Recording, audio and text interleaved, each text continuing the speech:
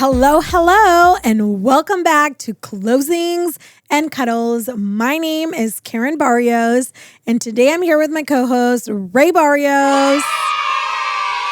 What's up, everybody? And today we're going to talk about... We're talking about buyer tips in Bakersfield, California. Buyer tips in Bakersfield, California. So the reason, I guess you look like you have a fantastic point, but the reason we're doing this is because it's super competitive and Karen's kind of boots on the ground. She's shopping around with a lot of people, so she knows what's hitting the mark with offers, like what's getting accepted, what isn't getting accepted. And we just figured, let's just put a couple tips out.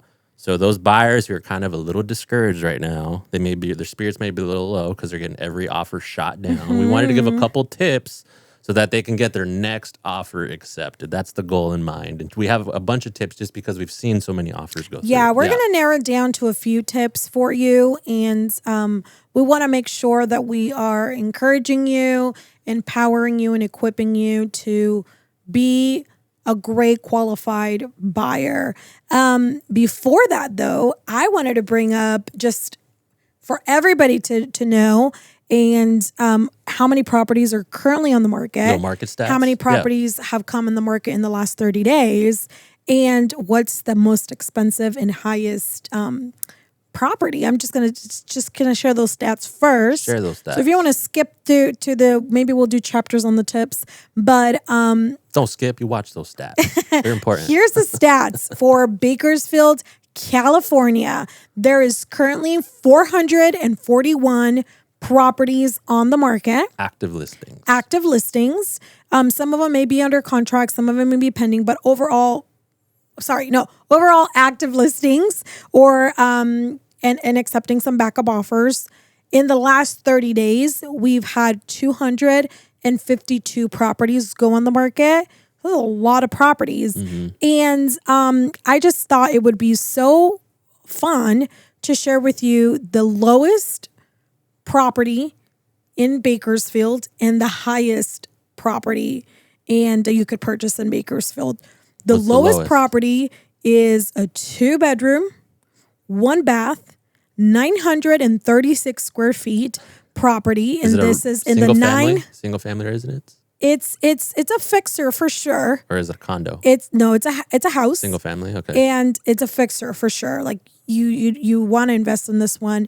And it's in the 93307 zip code. Okay. And it's currently listed for $94,900. That's a G-Wagon. That's crazy. This is a very, very low number for a home. This is definitely a fixer, so it may just be for a cash client. Does it look like a tear down? It definitely looks like a tear down. Okay. It's definitely a fixer. Gotcha. But after that, we have another property in the 93307. Hey. That's a 2-bedroom, 1-bath. So I guess this would be technically the cheapest property in Bakersfield right now. It's $149,990. It's also a fixer and it needs some help for sure.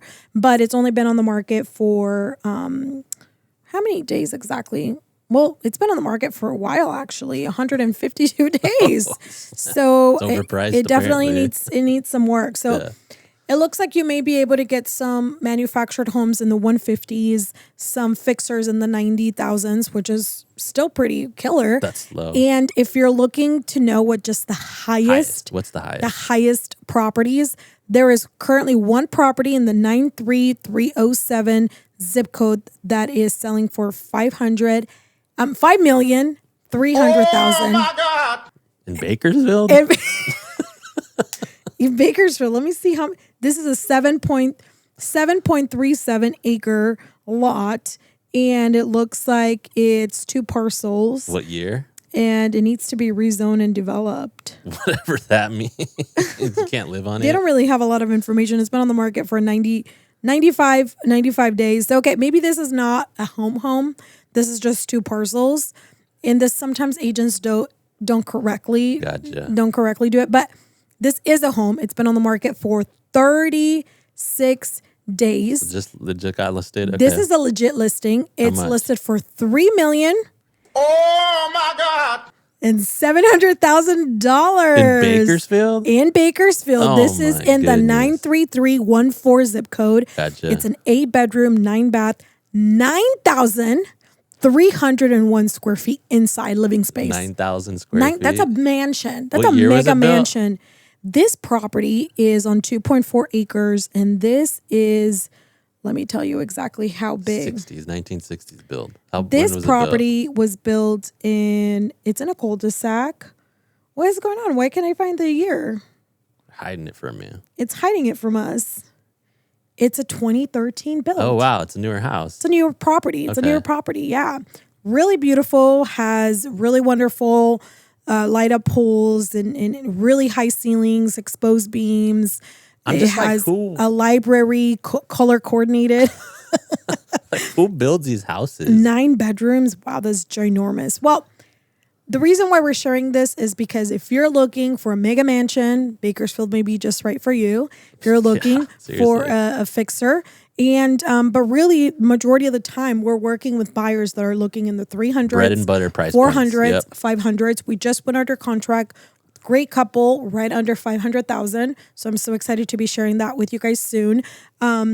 They decided to, even though they looked at many properties, they decided to go with a new build. Cool. They got to do some upgrades, some customization. They loved it. It's the easiest too because you just lock it in. They don't bid other people against you. Right. Yeah. But then I'm also working with individuals who have been living here for years and could right now only afford in the 300s. And it's very, very competitive. Yeah. So tip number 1, I think. Well, I will say this. So get your tip ready. Have your Yes. tip 1.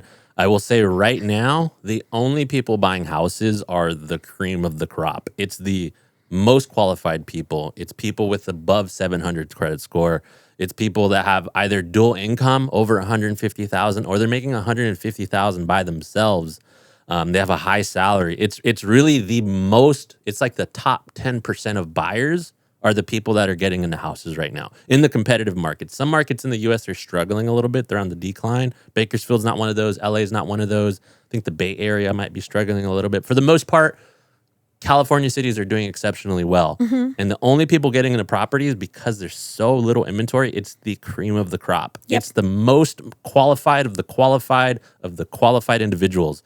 The average home buyer, so the above average home buyer is really the only person getting their offer accepted because they got a high down payment, they have low debt to income ratio, they have conventional financing, they're putting a huge down payment down. I think I just said that, but they're the perfect person on paper. Like I want to take that offer because they're coming in over ask. They have conventional financing, and they have good income. Their income statement, their bank statement has a lot of money. I feel confident about this buyer. Those are the people getting their offer accepted right now. So there's a ton of demand, meaning the average buyer just can't get into the market right now. Like the average Right. person, like the regular Joe Schmo, me, you, like one of us, those people aren't getting their offer accepted because interest is too high. Yes. So the only person really getting into a house right now is the above average buyer. So if you feel bad because you're not getting your offer accepted, it's not that you're below average, you're not great. It's just it's the top of the top people are getting accepted. And so once And it's a interest seller's starts, market. So Yeah. sellers are also very, very much low inventory. expecting there's not a lot of properties on the And market so right this now. is the thing, guys, Even though 441 sounds like a lot. Yeah, once interest starts to soften and the average buyer can start to re-enter the market because you guys could afford something again, prices are going to skyrocket. Because right now, demand is kind of artificially being pushed down. So once that opens back up, man, it's going to be to the races. But right now, it's the best of the best. Karen and I are going to give you some advice so you can break into the market. And time in the market is better than time out of the market. And the best thing you could do right now is just get into a house. But Karen's going to introduce her first tip to help you guys get into a house. And I think just to kind of give you an idea again, 441 properties are currently on the market. Some of them may already be under contract, meaning they're contingent on you putting a backup offer. But out of those 441, 252 were just listed in the last 30 days. And guess what? 292 just closed in the last 30 days. So that means properties are coming in and they're coming they're selling they're as selling fast. just Yeah. as fast as Yeah. they're coming to market. And again, the rest, that extra 200, it could be their auction homes. They are properties in the foreclosure situation, or they're overpriced. or they just don't have the right representation, or you can't get in them to see them. Or it's like the one house you showed. Or just the one house that it's like, it needs a lot of work and it could only be a cash client and nobody else that has an FHA, VA, USDA, like none of that conventional could really work for it. It needs to be like hard money or conventional. Yeah. I think my tip number one is the most important thing is to understand your buying power. What does that mean? How come I don't say pre-approval? Because a lot of people say pre-approval, right? Get your pre-approval. It's just the one thing you hear a lot. Get your pre-approval. Get pre-qualification. Like, why do I want to do that? Why is that so important? I think it's so important as a buyer to understand what you could really afford and what is within your reach and within your power to execute on, right? So a lot of the times when you probably get letters from your bank or you talk to your real estate agent and you say, and that's one of the tips, hire a real estate agent. But I think the most important tip is understand what you can afford. Most people will do anything to get into a house. And that means even being house poor. Right. And that is not okay. Anytime I'm working with the buyer, I'm trying to help them see what is your day-to-day, month-to-month, year-to-year expenses, and where are you at? And that's why lenders look at your debt-to-income ratio. That's why they look at your credit score. They don't want to do it just because they want to do it. They want to understand your patterns. Right. They want to understand how much you're spending. They want to understand, can this person really pay back? Can this person really take care of a $2,000, $3,000, $4,000 payment every single month on top of babysitting, on top of car payment, on top of paying for their kids' schools, for their necessities? Can you really do it?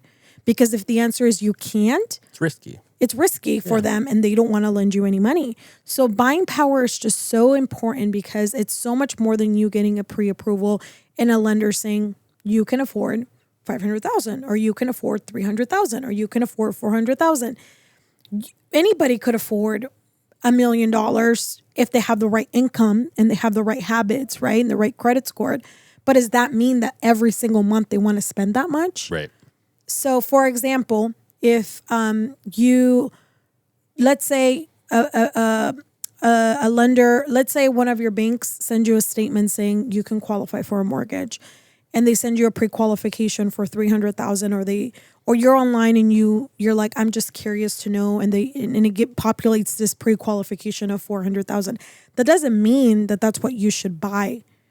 It means that you need to consult a lender and you need to understand what is it going to take for me to own a home, because homes have expenses, just like you have expenses.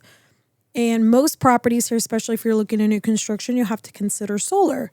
You have to consider landscaping. You have to consider, a yard. You have to consider certain things that in the resale market, resale meaning properties that someone already owns and lives in and now is selling, you don't have to worry about, right? Because some of the other properties that are a little older don't have solar because the individuals haven't, so there's certain things you have to think about. And, home insurance, taxes, most of the time that's built into the loan. But I think my biggest and most important tip is understand your buying power. And the way that you're going to be able to do that is by having a lender that understands your unique situation. They need to hear out, I have kids. This is how much these are my responsibilities every month, or I'm a spouse, or I'm a single individual. These are my responsibilities every month.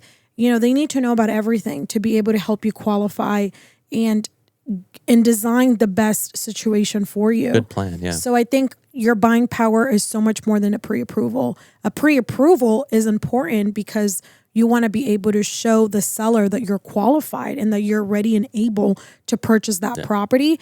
But you need to go a step further. How does this fit into my budget? How does this fit into my budget? Am I going to be house poor, right? Because there's been times where, can me and you afford $1 million? Yeah. Are we going to buy a house that's $1 million? No. Doesn't make sense. It does not make sense because our monthly expenses, we want to keep them at a certain amount. And we're big believers on living below our means. And making sure that we are acquiring as much wealth as we can in a smart way in a short time. Little by little. So again, you got to remember as a buyer, there's going to be 4 types of homes that you're most likely, the escalator, right? The stair to home ownership, which is number one, your starter home, right? That's step number one. Step number two is you're doing well home. You're doing a little bit better and you want to get something bigger. Your third, what's the third one? I always forget this one. The what? The third step, the third property the most buyers purchased in their lifetime. The four houses Yeah. you're talking about. So when you use a starter, you're Starter, doing well. I always get it confused. Forever home and then the downside. Forever home. There you go. Forever home. I always say favorite home. Forever home and doing well home. So you got to remember, as a first-time home buyer, sometimes you have to not reach for the stars, or maybe you're in a position where you've been saving so much and you can go from step one to step two and you buy your doing well home right away. Yeah. But if you haven't been saving and if you're in a unique situation, maybe let's do step number one and do your starter home. Sweet. So let's tighten our tips up. But my tip two, I'll hit my tip two, and you could bring us in a landing for tip three. So it's beautiful that you said that, because it's a perfect segue. That was going to be my tip. Is, unfortunately, guys, you may want the Mac Daddy suite. You want the baller house. You want the house where you can invite cribs over and feel proud about it. You just need to lose that reality. It's not the state of the market right now, and you may need to slingshot. You may need to take a couple steps back, preload what you can buy in the future by just getting into something right now. And Karen said it perfectly. Like, you may have to get your first time home, and it may be the one that needs it needs some paint, maybe needs a new roof, needs a little bit of TLC. And then eventually you could upgrade. You can take the equity from that house and then buy your doing well house, right? And then eventually, that's the whole beauty of real estate is you build equity over time. And so having that house over 10, 15, 20 years gets more expensive. The house gets more valuable. Yes. So I think some people, they're just like, I want to get the beautiful house now. And it's like, maybe you guys maybe you should get that townhouse right now. Like, maybe that's what fits. You said it beautifully. Maybe that fits your budget better right now. Yeah. So that you can save for the next home in the next 6 to 7 years. And then you'll have equity, and you can combine that savings with that equity to upgrade into something better when interest rates are probably better too. They'll probably go down at that point in the next 5 years. So I think from what I've seen, some of your clients are they're wanting the aspirational house now, and they're not willing to engage with the delayed gratification. I was talking to one of the lenders, and she was telling me, Karen, it's so hard when a buyer wants, and I'm going to say this in Spanish, bueno, bonito y barato. Good, pretty, and cheap. Yeah. Good, pretty, and cheap. So bueno, bonito y barato. A lot of the times we want something that's good, that it's beautiful, and that it's cheap. And the reality is, it's like you could have two of those. You can't have three. Yeah. A lot of the times when I'm shopping with buyers, I'm trying to help them understand. And we do a lot of work beforehand while we're shopping. And then, of course, again, understanding buying power is number one, because a lot of buyers, they talk to a lender, or they go online and they get a pre-approval with their bank and say, Karen, I can shop for $400,000. And I said, wait, let's take it back a little bit. Bring it back a little. Do you understand what a $400,000 home with the 6.99 interest rate right now will cost you? Isn't it like $3,000 or something crazy? And they're like, I don't know what it would cost me with the minimum down payment, like a 3.5. Yeah. And they're like, I don't know, $2,000? Nope. Anywhere between $3,000 to $4,000, depending on, and their current rent's like $1,000. Yeah, and depending on where the interest eventually lands. Yeah. So, and if right now their current rent is $1,000, that's a big life change. That's a 3x amount. Yeah. So that may not fit in their budget. Exactly. And they'll say, okay, instead of me buying a $400,000 home, sorry, that 3,000 is closer to 500. But anyways, 500,000. But if the point is, at the end of the day, you need to understand your buying power, and you also have to think about the 4 steps, right? The 4 homes, the 4, like, buy what you can afford, buy what fits your lifestyle right now and your life stage right now. Right. So I think that's a great one. And so I think my thing is just you might have to step back, man, and you need to.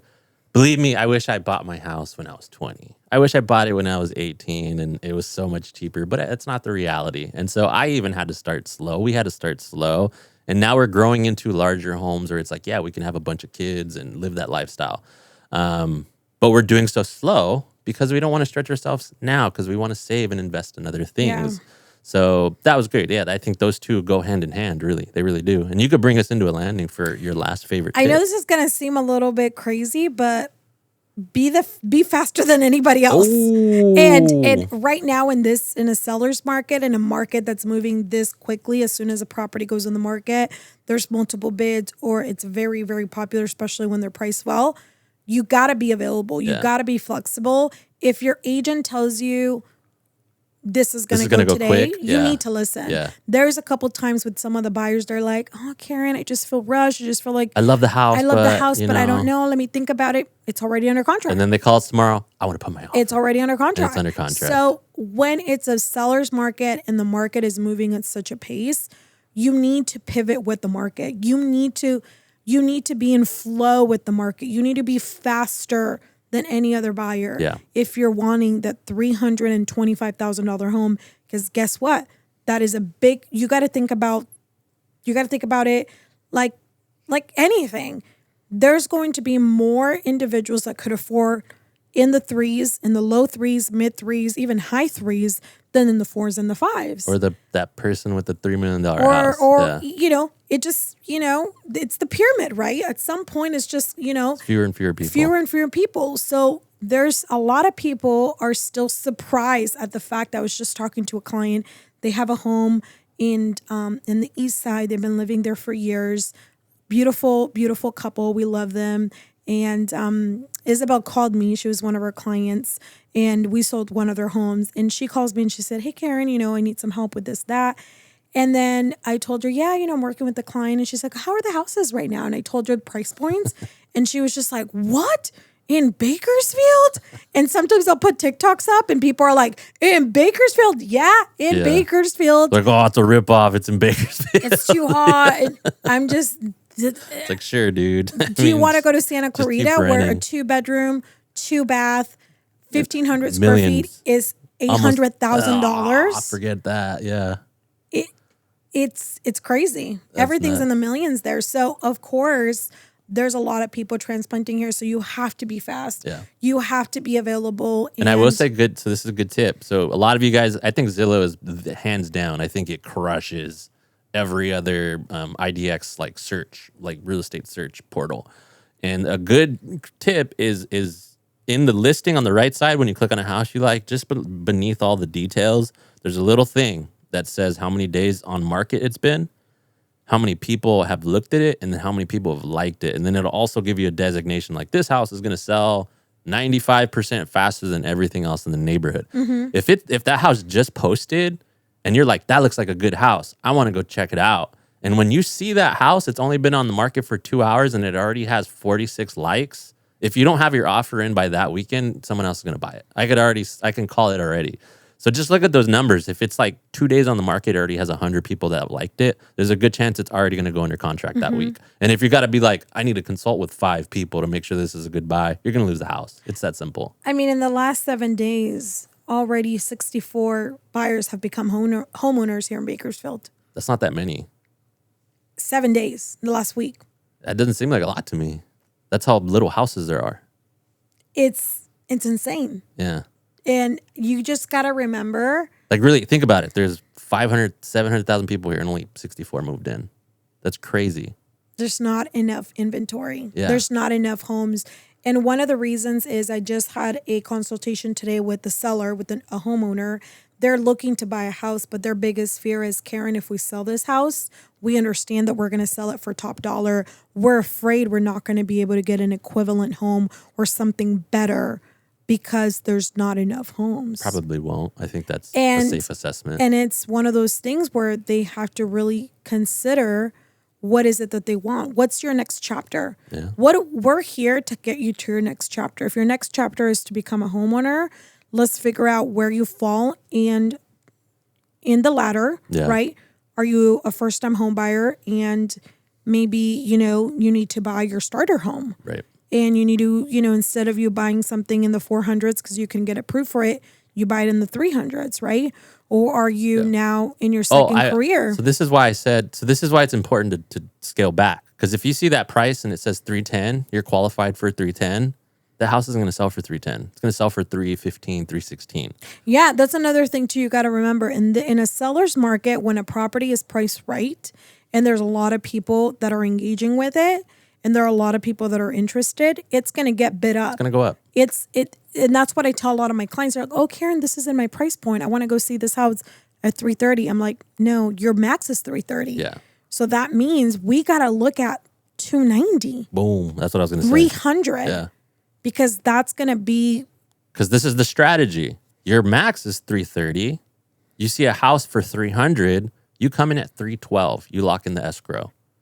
You don't go in at your max because then you give us zero firepower to vouch on your behalf. Because the listing agent is going to want best and final. That's Especially if you're in a situation where you're a VA, FHA, and a lot of the time, sometimes they just want, and those are individuals that need to essentially buy turnkey homes. Yeah. Because government really wants to make sure you're in a safe environment. They're sticklers on inspections. And appraisals need to be met. And when you have a conventional loan, there's a little bit more flexibility in certain things. So sometimes it's really also about buying in the bracket, not at the top of your market, at the top of your pre-approval, at the top of your buying power, but scaling back a little bit and, looking at what you can afford and what's realistic. Yeah. And then figuring out, where do I fit in? Is this my starter home? Is this my doing well home? Is this my forever home, right? We're going to be here for a couple years. Or my downsize. Or do I need to downsize, right? This is exactly what I was talking about with my listing. Empty nesters. Yeah, exactly. The clients I saw today, they're looking to downsize. They're in a 2-story home. They want a 1-story home because they don't want to fall. They don't want an accident to happen. They're an older age. And you just got to look at, where am I in this stage and what do I need to do to get there? Right. But understanding a buying power and being fast is probably, in today's market, is going to be the biggest thing. Of course, you can't do any of this stuff without having a real estate agent.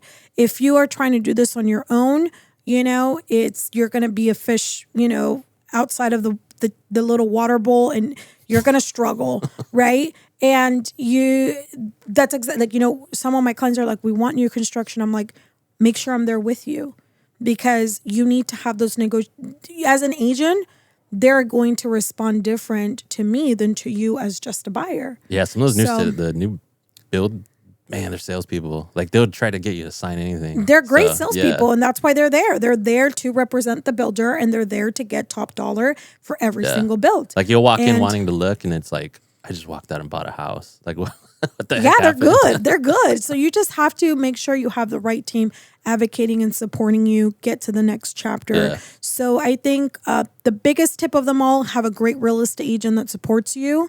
But I think that that is almost a given. Like, you need to have a real estate agent that supports in the local community that you're looking for. And but your responsibility is going to be to understand your buying power, to understand really what stage you're in and what type of home fits you better. And you're going to have to act fast in today's market. You're going to have to pull the trigger. I know it's a little scary. I know it's on you, but you have to submit that offer if you love that property and if it's in your price point. You can do it. You can do it. I believe in you guys. We can do it with you. We will do it with you. And sometimes we don't win every offer because it's so competitive out there. We don't take that as a defeat. No. Because a lot of the times, sometimes what's waiting for you around the corner is exactly what was meant to be. We're big believers in everything happens for a reason.